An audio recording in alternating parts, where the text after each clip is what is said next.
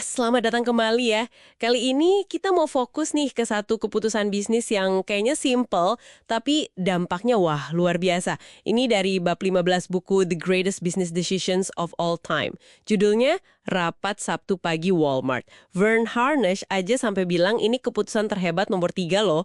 Kita mau kupas nih, kenapa sih rapat rutin mingguan ini bisa setransformatif itu, dan apa ya yang bisa Anda pelajari? Iya, benar banget. Coba kita lihat konteksnya dulu ya. Walmart itu kan mulainya dari satu toko aja di Arkansas tahun 62 oleh Sam Walton. Pertanyaannya kan gimana sih rutinitas yang kedengerannya, ya ampun biasa banget, rapat gitu. Malah jadi kunci sukses peritel terbesar dunia. Ini jelas bukan sekedar rapat biasa. Oke, yuk kita bedah deh. Ide awal Sam Walton itu kan sederhana ya kelihatannya. Setiap Sabtu pagi sebelum toko buka, dia sama stafnya ngumpul lihatin angka penjualan mingguan. Tapi ini kayaknya lebih dari sekedar angka ya, ada filosofi soal keadilan juga katanya. Eksekutif nggak libur pas staf kerja. Terus yang penting, dia turun langsung. Tepat sekali. Gini, mekanismenya itu lugas banget. Apa yang laku, apa yang enggak. Dibanding minggu lalu gimana? Tapi yang krusial itu bukan cuma lihat data. Walton itu aktif nanya pendapat staf di lantai toko. Mereka lihat apa, pelanggan bingung apa.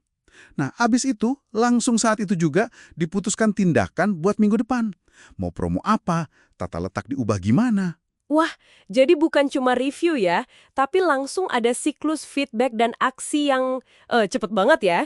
Ini pasti bikin rasa kepemilikan karyawan jadi kuat dari awal ya. Jadi mereka merasa, wah ide saya didengerin nih, bukan cuma disuruh-suruh aja. Betul. Ini ngebangun kepercayaan. Karyawan merasa didengar, idenya dihargai. Ini juga, menumbuhkan mentalitas wirausaha. Sumber kita nyebutnya mentalitas penjaga toko. Jadi manajer toko itu didorong mikir kayak punya bisnis sendiri. Soalnya mereka dapat akses ke semua data, penjualan, profit, semuanya. Beda banget sama perusahaan lain waktu itu yang kaku, top down gitu. Nah ini dia nih yang menurut saya sangat menarik. Gimana caranya rutinitas internal jadi semacam senjata rahasia Walmart gitu. Sumber kita kan nekenin banget soal kecepatan. Iya, ini intinya. Gini loh, saat pesaingnya katakanlah Komart ya, baru dapat data penjualan itu hari Senin. Itu artinya data udah telat 10 hari kan? Nah, Walmart pas Sabtu siang itu udah selesai analisis, udah bikin keputusan, dan udah ngomongin rencana aksi ke semua toko. Coba bayangin deh keunggulan beberapa hari itu. Wow. Jadi bukan soal harus unggul bertahun-tahun. Cukup unggul beberapa hari aja, tapi konsisten tiap minggu.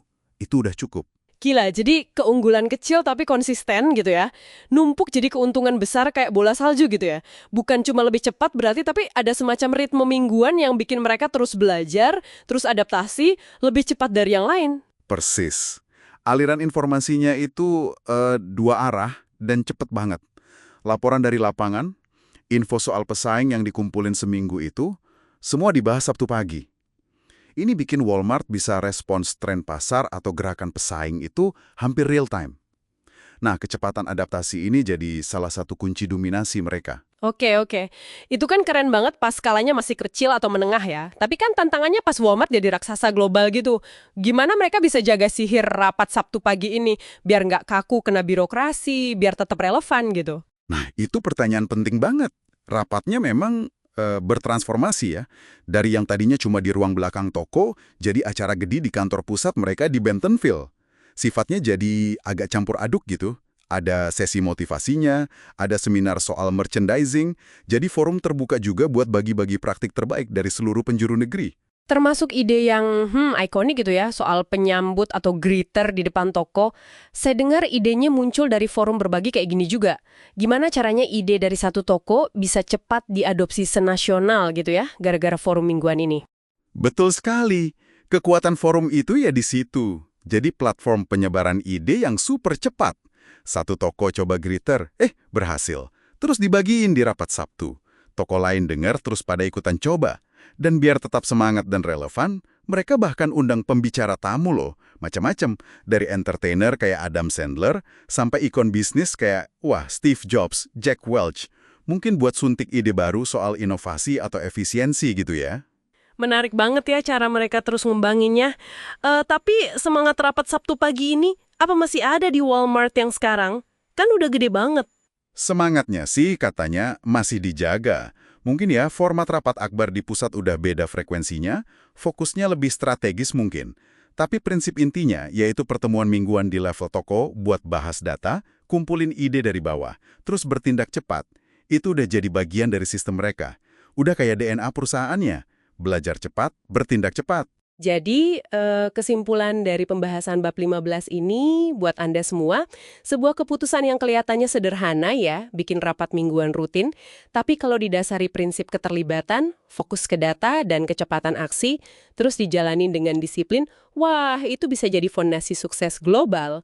Ini nunjukin kekuatan sebuah rutinitas yang dibangun dengan benar. Iya.